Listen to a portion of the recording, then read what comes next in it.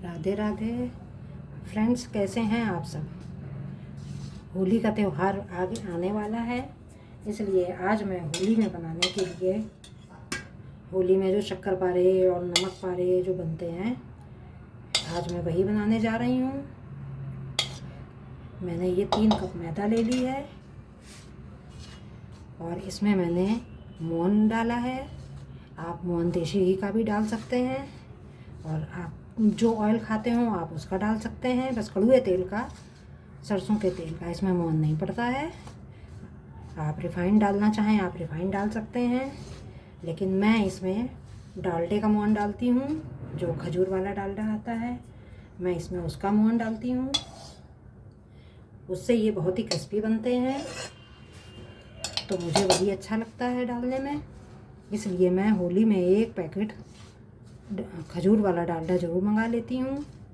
और उसके बाद तो आप रिफ़ाइंड में डालें या शुद्ध घी में डाल के आप जिस तरह से चाहें आप उस तरह से बना सकते हैं। मैंने इसमें मोहन मिला दिया है। ये 3 कप मैदा है। ये देखिए, इसमें मैंने चम्मच ले लिया है बड़ा।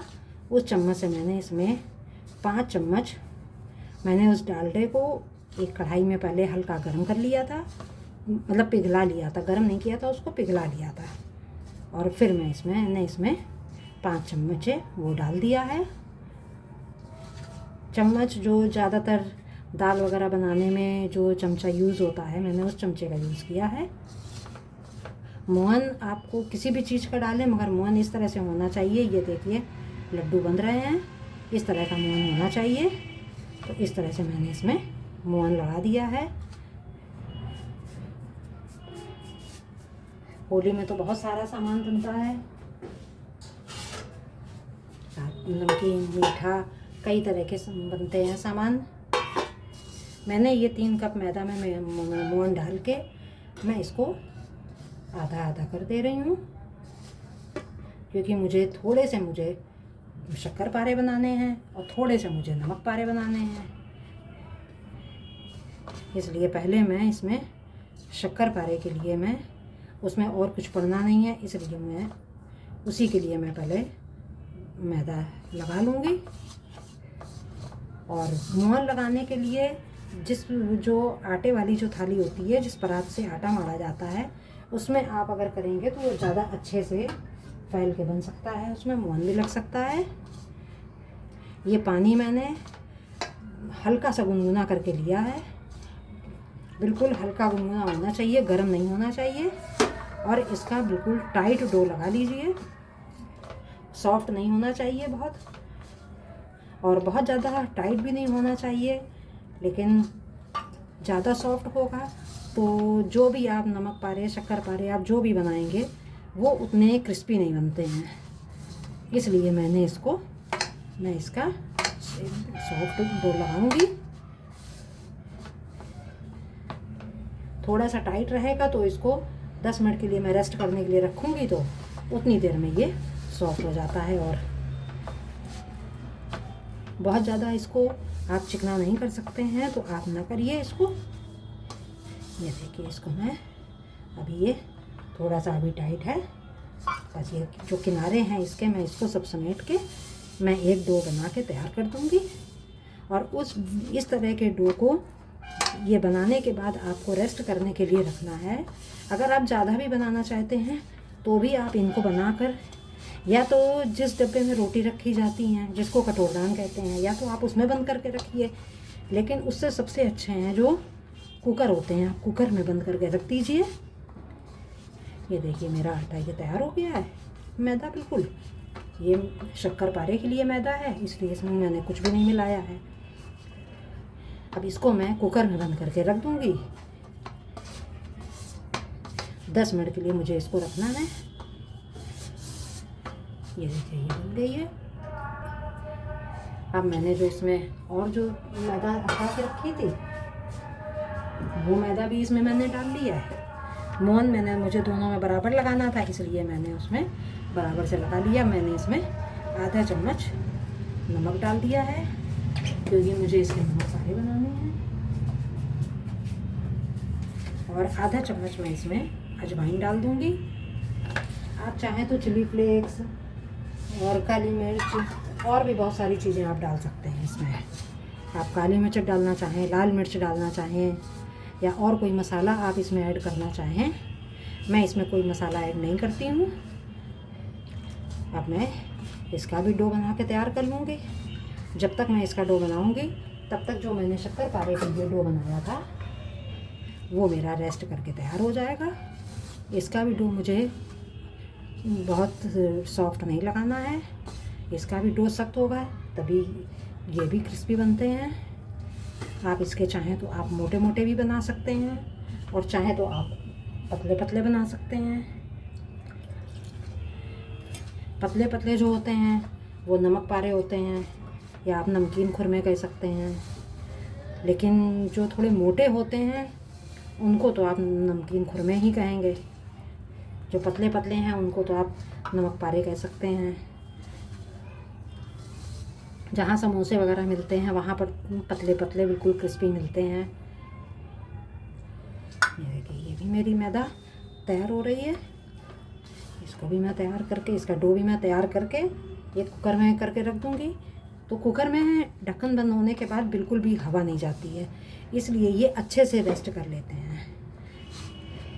और मैदा है इसलिए ज़रा से हवा लगने पर ये सूखने लगती है।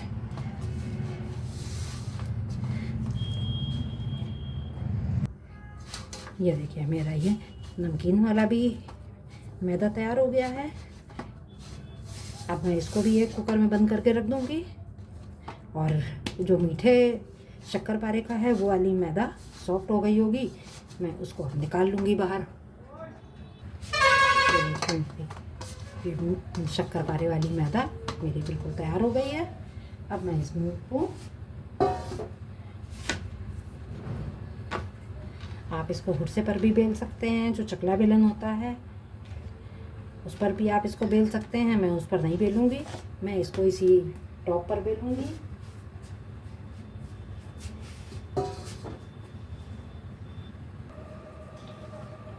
मैंने गैस पे कढ़ाई चढ़ा दी है और उसमें मैंने ऑयल डाल दिया है, वो गर्म हो रहा है जब तक। क्योंकि ये जो शक्करपारे होते हैं ये बहुत जल्दी ही बिल जाते हैं, इसमें बहुत टाइम नहीं लगता है, बस इनको सिकने में टाइम लगता है क्योंकि ये थोड़े मोटे होते हैं, इसलिए इनको थोड़ा धीमी आंच में सेकना पड़ता है। तो इसलिए मैंने कढ़ाई चढ़ा दी है। जब तक कढ़ाई गर्म होगी तब तक मैं इसको काट लेती हूँ।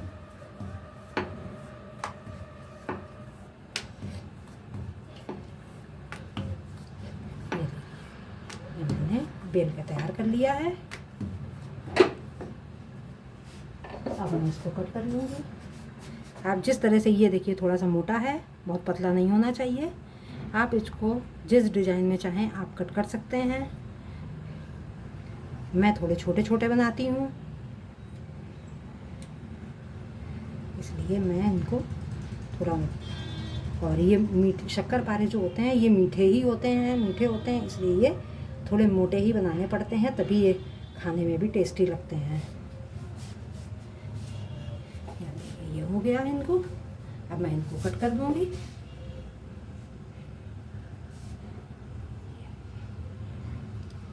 मैं बहुत बड़े बड़े नहीं बनाऊंगी, मैं छोटे छोटे बनाती हूँ, इसलिए मैं इनको कट कर दे रही हूँ। आप रोटी बेलने वाले पर भी, चकले पर भी आप इनको बेल के बना सकते हैं, उस पर आपको उठाने में भी आसानी होती है, लेकिन मैं इस पे बनाती हूँ तो इस पर बहुत जल्दी ये उठ जाएंगे, इनमें टाइम नहीं लगता है और मेरी कढ़ाई भी गर्म हो गई है। ये देखिए, ये फटाक से उठ के तैयार हो गए हैं।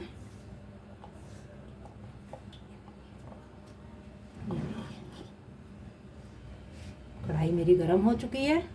अब मैं इसको कढ़ाई में डाल दूंगी।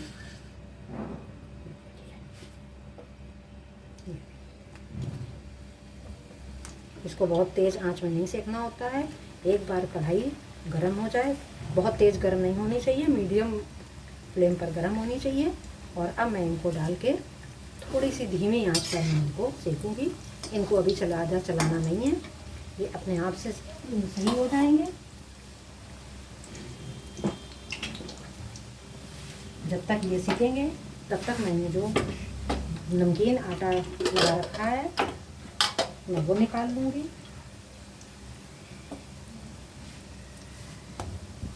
ये देखिए, ये आप देख सकते हैं। अब मैं इनको ज़रा सा हल्का सा चला दूँगी, हल्की धीमी आंच पर क्रिस्पी सीखेंगे। तब तक मैंने जो नमकीन आटा लगा रखा है मैं उसको तैयार कर लूँगी। ये देखिए, आटा भी बिल्कुल सॉफ्ट हो गया है, बहुत ज़्यादा मेहनत भी नहीं करनी पड़ी इसमें।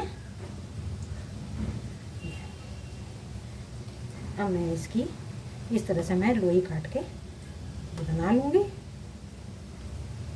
ये मैंने लोई तैयार कर ली है और मैं एक लोई केवल बनाऊँगी, बाकी को मैं कुकर में फिर मैं बंद करके रख दूँगी। ये आप देख सकते हैं, ये एक ये मैं इसको इस तरह से मैं इसको बेल लूँगी। मैं इसको भी मैं इसी टॉप पर ही बेलूँगी, मैं गुस्से पर नहीं बेलूँगी, क्योंकि रोटी तो है नहीं जो छोटी हो तो बिल जाएगी। ये इनका साइज़ होता है, ये पतले बनाने हैं, इनका साइज़ भी बड़ा हो सकता है, इसलिए मैं इसको इसी पर बनाती हूँ। इस पर आप कितना भी बड़ा साइज़ होगा तो आप बना लेंगे जल्दी। मैं इसको गोल गोल बेल रही हूँ। देखिए, मेरे ये नमक पारे भी सीख रहे हैं, ये शक्कर पारे भी सीख रहे हैं। ये देखिए, धीमी आंच में सेकने पर इनमें देखिए परतें भी हो जाती हैं, ये क्रिस्पी हो जाते हैं, इसलिए मैं इनको थोड़ी धीमी आंच पर ही सेक रही हूँ। अब मैं तब तक मैं ये नमकीन वाला बेल लेती हूँ। ये देखिए, लोई तो छोटी थी लेकिन ये पतला बिलता है, इसलिए ये बड़ा हो जाता है साइज़ में, इसलिए मैं इसको हुर्से पर नहीं बेलती हूँ। इस पर आप किसी भी कितना भी बड़ा हो जाए, और साइज़ के लिए आप चिंता मत करिए कि गोल नहीं है या चौकोर है या कुछ भी, क्योंकि ये जब कट जाते हैं तो ये सब अच्छे हो जाते हैं एक साइज़ में। और इसमें से जो कटिंग में जो छोटे छोटे बच जाते हैं फिर उनको भी मैं अलग कर लेती हूँ। जो बहुत छोटे होते हैं वो भी सिके हुए अच्छे कुरकुरे होते हैं, तो मैं उनको अलग करके रख लेती हूँ। और जो मैं नमकीन बनाती हूँ उस नमकीन में मैं फिर इसमें मिला देती हूँ, तो वो भी वेस्ट नहीं होते हैं, वो भी अच्छे से बन जाते हैं। हुर्से पे आप छोटा बनाएंगे, रोटी के साइज़ का बनाएंगे, गोल बनाएंगे, त्यौहार में थोड़ी सी चीज़ तो बनती नहीं है कि आपने एक लोई हुर्से पे बना ली। त्यौहार में जब ज़्यादा बनता है तो मुझको फिर इसी पर बेलना पड़ता है। ये देखिए, लोई छोटी सी थी लेकिन बन के ये कितना बड़ा तैयार हुआ है, इसलिए मुझे इसको बेलना पड़ता है।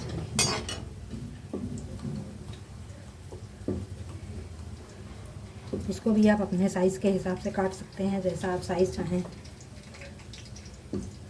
ये नमक पारे हैं, ये इसलिए ये पतले पतले ही अच्छे लगते हैं, इसीलिए मुझको उनको पतला बेलना पड़ता है।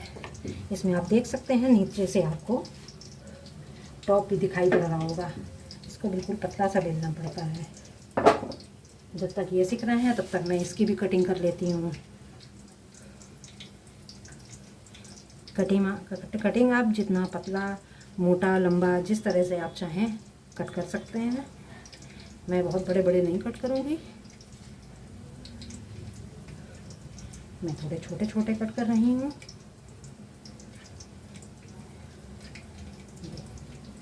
देख सकते हैं। और कढ़ाई में भी जब ऑयल गर्म होना चाहिए अच्छा, तभी ये सिकते हैं क्योंकि इनको सिकने में भी ज़्यादा टाइम नहीं लगता है, ये बहुत जल्दी सिक के भी तैयार हो जाते हैं। मैं इनको छोटा छोटा, बहुत छोटा नहीं, मैं मीडियम साइज़ का मैं कट कर रही हूँ और इनको भी मैं फटाफट से सेक लूँगी। ये देखिए, बहुत बड़े बड़े नहीं हैं, मैं इनको इस तरह से मैं कट कर ले रही हूँ और फिर मैं एक प्लेट में इनको उठा लूँगी। जब तक वो मीठे वाले सिक्के तैयार होंगे तब तक मेरे ये कट गए हैं। अब मैं इधर इनको भी चलाती जा रही हूँ। आँच लो फ्लेम में है, लेकिन इसलिए कि ये जल ना जाए या ज़्यादा लाल ना हो जाए, क्योंकि जो शक्कर पारे होते हैं ये बहुत लाल लाल अच्छे नहीं लगते हैं, ये हल्के से सफ़ेद होते हैं तभी ये अच्छे लगते हैं। ये देखिए, मैं इस तरह से इनको निकाल लूँगी एक प्लेट में, जब तक मेरे शक्कर पारे सिक्के तैयार हो रहे हैं। ये देखिए मैंने इनको भी कट करके निकाल लिया है।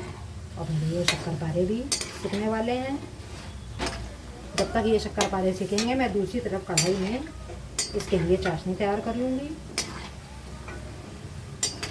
1 कप शक्कर डालने के बाद मुझे उसमें आधा कप पानी डालना है। पानी मुझे बहुत ज़्यादा नहीं डालना है क्योंकि मुझे चाशनी बनानी है गाढ़ी, इसलिए मुझे पानी नहीं डालना है बहुत ज़्यादा। ये देखिए मेरे शक्करपारे सिक गए हैं। ये देखिए इनको मैंने बहुत लाल नहीं किया है। अब मैं इनको प्लेट में निकाल लूँगी।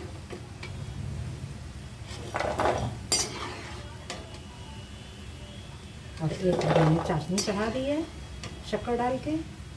1 कप शक्कर में मैंने आधा कप पानी डाला है। शक्कर अच्छे से घुल जानी चाहिए। आँच को बहुत तेज़ नहीं रखना है। शक्कर अच्छे से घुल जाए, जब तक शक्कर घुलेगी चाशनी तैयार होगी तब तक ये थोड़े से ठंडे हो जाएंगे, क्योंकि ये बिल्कुल गरम गरम चाशनी में नहीं डाले जाते हैं। नहीं तो इनमें जो फूल गए हैं, जो इनके कवर अच्छे से निकल आए हैं, वो सब ख़राब हो जाएंगे, क्योंकि अभी तुरंत ये क्रिस्पी हैं बहुत।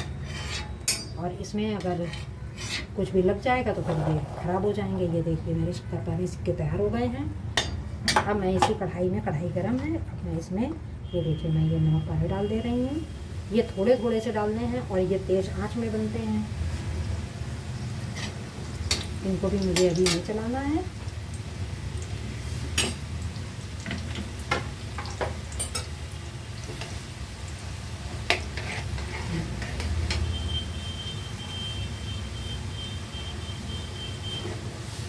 तेज़ आंच है, कुछ अच्छे से ये फूल गए हैं। इनको भी मुझे हल्का सफ़ेद हो जाएंगे तभी मैं निकाल लूँगी। हल्के से लाल होने चाहिए। ज़्यादा लाल हो जाने के बाद फिर ये जलने लगते हैं, देखने में भी अच्छे नहीं लगते हैं। सिक रहे हैं ये, इसमें मुझे आँच तेज़ है, मैं उसमें बना रही हूँ। ये देखिए मेरे, ये भी नमक पारे भी मेरे अच्छे से सिक्के तैयार हो गए हैं। अब मैं इनको भी निकाल लूँगी। इनको भी देखिए बहुत लाल नहीं करना है। आप इनको पेपर नैपकिन पे या न्यूज़पेपर के ऊपर, आप किसी के ऊपर भी आप निकाल सकते हैं। मैं तो अभी प्लेट में निकाल रही हूँ, क्योंकि पेपर जो नैपकिन होते हैं वो अच्छे से ऑयल सोख लेते हैं, इसलिए मैं उनमें निकाल लेती हूँ। ये देखिए इनका भी कलर देखिए कितना अच्छा आया है। ये थोड़े थोड़े से डाले जाते हैं, इसलिए इनको मुझे 2-3 राउंड में डालना पड़ता है, क्योंकि ये थोड़े थोड़े से सिकते हैं, बस सिकते थोड़ा जल्दी हैं।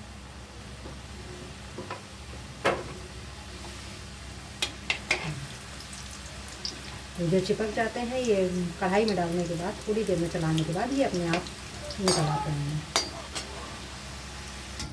ये देखिए मेरी चाशनी बन के तैयार हो गई है। इसको आप देख सकते हैं। चाशनी इतनी गर्म, इतनी होनी चाहिए कि आप कलछुल से आप ऊपर करें इसको तो ये जमने लगे। ये देखिए अभी कम जम रही है, अभी मुझे इसको और थोड़ा सा चलाना है। ये देखिए ये जमना शुरू हो गई है, आप देख सकते हैं। ये कलछुली से उठाने में ही ये जमना शुरू हो जाती है। अब मैं इसमें ये नमक पानी डाल दूँगी और मैं फ्लेम को बंद कर दूँगी। अब मुझे इनको चला लेना है। अब शक्कर इनमें अच्छे से लग भी जाएगी, और जैसे जैसे शक्कर ठंडी होती जाएगी वैसे वैसे ये और सफ़ेद होते रहेंगे। अब मैं कढ़ाई को गैस से उतार लूँगी नीचे।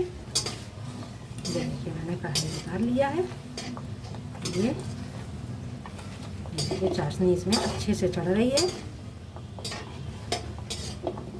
इसमें 1 तार और 2 तार की चाशनी नहीं देखनी पड़ती है। आप जितनी शक्कर डालेंगे उसका आधा आप पानी डालिए और फिर उसको आप पकाइए।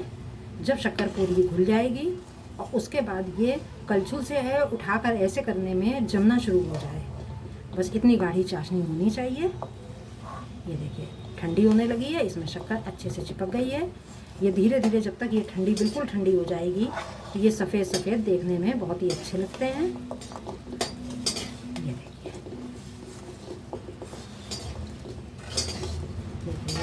सफ़ेद सब जम गई है चाशनी। इसको इसी तरह से कढ़ाई में थोड़ी देर रखा रहने दिया जाता है।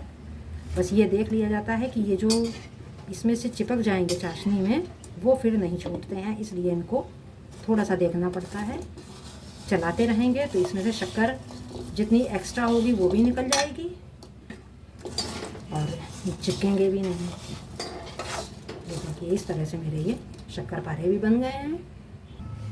ये देखिए ये मेरे शक्कर पारे और नमक पारे दोनों बन के तैयार हो गए हैं। मेरी वीडियो आपको कैसी लग रही है प्लीज़ लाइक और कमेंट्स करिए, मुझे बताइए मेरी रेसिपी कैसी है। अगले वीडियो में फिर मिलते हैं। बाय बाय, धन्यवाद।